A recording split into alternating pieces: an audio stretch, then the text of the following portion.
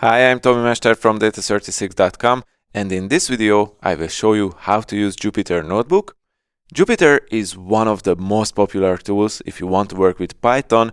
It's especially popular amongst data scientists. I, for instance, use it day by day when I prototype my Python scripts or different Python-based analyses and algorithms. In this video, I will show you the basics. So if you are completely new to this world, now you can quickly learn how to use Jupyter Notebook. Just a quick comment before we get started. If you want to check out all episodes of my Python for Data Science tutorial series in video or article format, make sure to check out the links below this video. But for now, let's get started. In a previous video, I've already shown you how to install a Jupyter Notebook to your computer using Anaconda, and I have a detailed article on the blog how to install a remote server. So if you don't have at least one of these yet, you should do the installation first. Check out the description for links. But if you have that, your first step in this video is to open a Jupyter Notebook. I will use Anaconda for that, so I started Anaconda and I will click Launch Jupyter, which opens a browser and starts to run Jupyter in it. I go to the right folder and I click New Python 3. And this opens a new Jupyter Notebook, which is awesome. Let's name it How to Use Jupyter Notebook. Cool. And we are ready to go. And you know, this is an empty Jupyter Notebook, and as you know, you can run all kinds of Python code here. The first step is obviously to type some code into the first cell. I will just do that. It can be a multi-line command too, so let's try this. Print hello world. And print this is just nice. If you hit enter, it won't run. It will just start a new line in the same cell. So to actually run your code, you will have to hit Shift plus enter. Let's define some variables. First integer is 1, first string is hey. And of course, instead of hotkeys, you can always work with these icons on the top bar. For instance, you could run your code by clicking the Run button here. And my variables are defined first int, click Run. See, the Run button just works. But I strongly recommend learning the hotkeys, at least for the most important features, because that will save a lot of time for you. So to run a cell, hit Shift plus enter. Okay, the next thing that I want to show you is auto-completion in Jupyter. Start type something and then hit the tab key on your keyboard. If it's possible, Jupyter will auto-complete your expression. It works for Python keywords or the variables that you have already defined. In this case, it sees two of my variables and one of my other IPython notebook. And if there is more than one possibility, you can choose from a drop-down menu that pops up. But if I type first int and hit tab now, it will autocomplete with the only possible solution, which is this first int variable that I defined before. Shift plus enter, and of course it runs. So this is pretty handy. If I type pre and then hit tab, it autocompletes to print, and so on and so on. Okay, another thing that you have to know is how to add new cells or remove existing cells. And manipulating cells in Jupyter Notebook is essential. You can add new cells, remove existing ones, copy them, pasting them, and so on. But how do you do that? An easy way, again, is to do this from the top menu. Let's select this cell, click Edit in the top menu, and then Cut Cells. It cut the cell. Do it again, Edit, Cut Cells, it cut it again. And you can use the insert menu similarly if you want to add cells. For instance, I will insert a cell above. See, there it is. Or actually, there is this little plus button here, which will insert a cell below this cell. It's pretty cool as well. And it's also common sense, there is nothing special in that. But as I said, doing this with hotkeys is much faster and more practical. However, it will be quite unusual if you haven't worked with the text editor for coding before, but let me guide you through this. First, select the cell that you want to copy or delete or whatever. For me, it will be this first cell. And notice that the frame around the cell is green right now. If you hit the Escape key on your keyboard, the frame will turn blue. I have just done that. And this blue frame means that you can now use your hotkeys. Jupyter Notebook calls this command mode, but the point is that now if you want to add a new cell above your selected cell, you will just have to hit the A key on your keyboard as above, like this, or hit B to add one below the selected cell, like this, or this. And note that you don't have to hit escape again before you hit B. As long as you see the blue frame, you are in command mode, so you can manipulate your cells with hotkeys. Once you are done, you can hit enter or just click the cell. I will hit enter and it turned black to green, which means that now I can type code to here, print. This was nice. Shift enter, it works. And similarly, if you want to copy a cell, for instance, just click on the cell. I will copy this cell. And if it's blue already, like for me, you are in command mode. If you see that it's green, like this one, then you will just have to hit the escape key. The frame will turn blue. But as long as it's true, you are in command mode. So if you hit C, you can copy the cell. And if you hit V, you can paste it below, even multiple times. But I will just remove this with the X hotkey. Cool. Let's move on. I hit enter, back to coding mode. And since we were talking about shortcuts, let me show you how you can edit your shortcuts. First off, you can easily check out all the available shortcuts. If you go to the help menu and click keyboard shortcuts, actually there is a shortcut to check out the shortcuts, which is switching to command mode with the escape key and then hit H on your keyboard, but I will just click this.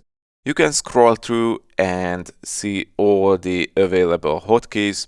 And once you are here, you can even edit your shortcuts by clicking Edit Shortcuts. I personally never do this because I like the default settings, but you know, if you want to be a Jupyter shortcut ninja, here's your chance. Okay. The next thing that I use all the time and that I want to show you is a little bit hidden feature of Jupyter Notebook, but it's really useful and it will show you a slice of documentation, so basically syntax help in Jupyter. And it's useful because, you know, nobody expects you to know all the tiny details of all Python function. That's why we have Google, Stack Overflow, and most importantly, the different Python documentations. Regarding this latter one, there is a pretty cool Jupyter Notebook feature that many don't know. You can open a pop-up window that will help you with the syntax, and this pop-up window will show a useful slice of the related part from the Python documentation for every keyword.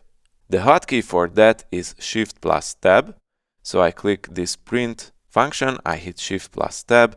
Here is the docstring, but let me show you another example. For instance, let's say that you want to use the pandas read CSV function.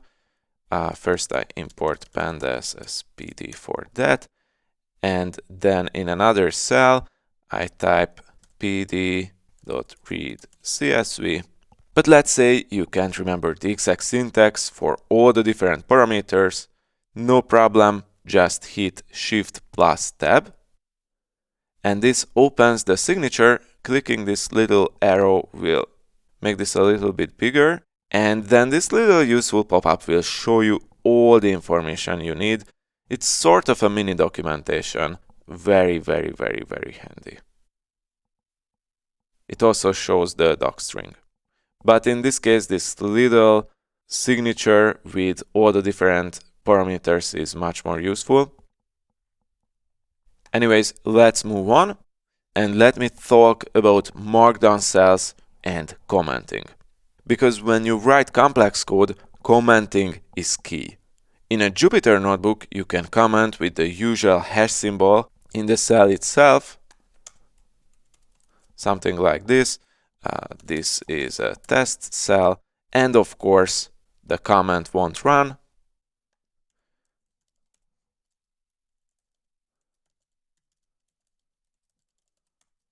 Cool. So you can do this usual way of commenting in Python, but you can also apply a prettier solution, which is called Markdown. Let's do this. So if you click a cell, you can set it from code cell to Markdown cell. This is my selected cell, and here I can set it from code to Markdown. And yes, there is a hotkey for that as well. If you hit escape, then you hit M on your keyboard, it will turn into Markdown cell as well, but I will use the top menu for that right now. So I will click Markdown, and once the cell is set to Markdown cell, it won't execute your Python code. After running it, the cell will turn into text, even if you type here actual code. So print hello, it won't run, it will be text.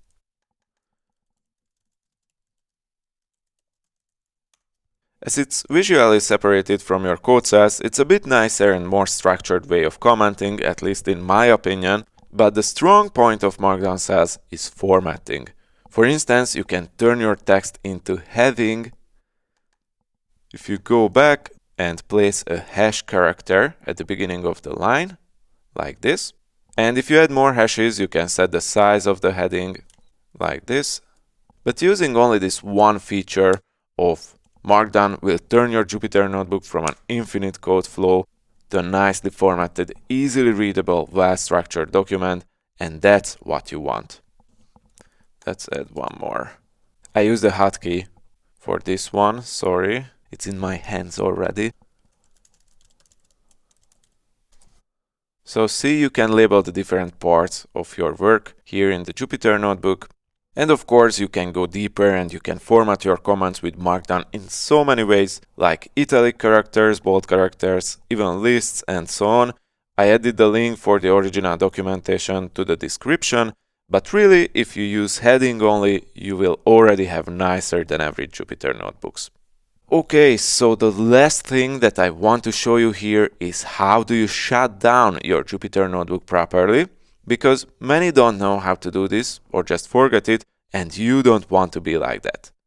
To shut down your Jupyter Notebook properly, you should first, of course, save your Jupyter Notebook here, and then go to File, and from the drop-down menu, select and click Close and Halt.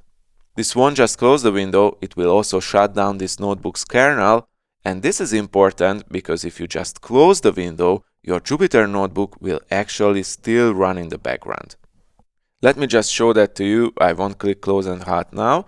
Instead of that, I go back to my folder window in this other tab, and if you see a green icon next to your notebook, it means it's still running, and that's not good. Even if I close this window that I've worked in so far, it will still stay green even if I refresh this window. See, so it's still running in the background. That's not good.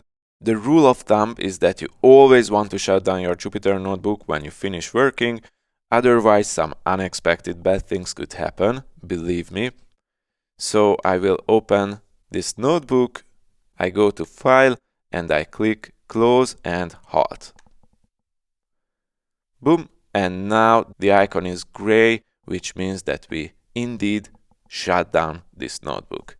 And with that, we are done. Okay, this was the basics of how to use a Jupyter Notebook. There is much more in this, but I think this will serve as a good starting point and you can pick up more advanced techniques while you are learning Python or even on the job. So now go ahead and check out my next Python for data science tutorial. But with that being said, this is the end of this video. If you liked it, please leave a like or a comment. And if you want to learn more about data science and about how to become a data scientist, take my 50-minute video course, How to Become a Data Scientist. It's free and linked in the description. Also, check out my 6-week online course, the Junior Data Scientist First Month video course, which is a super practical, hands-on and fun way to learn data science, and more particularly, what data science looks like in real life. It's a 6-week simulation of being a junior data scientist at a true-to-life startup. So the course is called the Junior Data Scientist First Month, and I linked that in the description as well.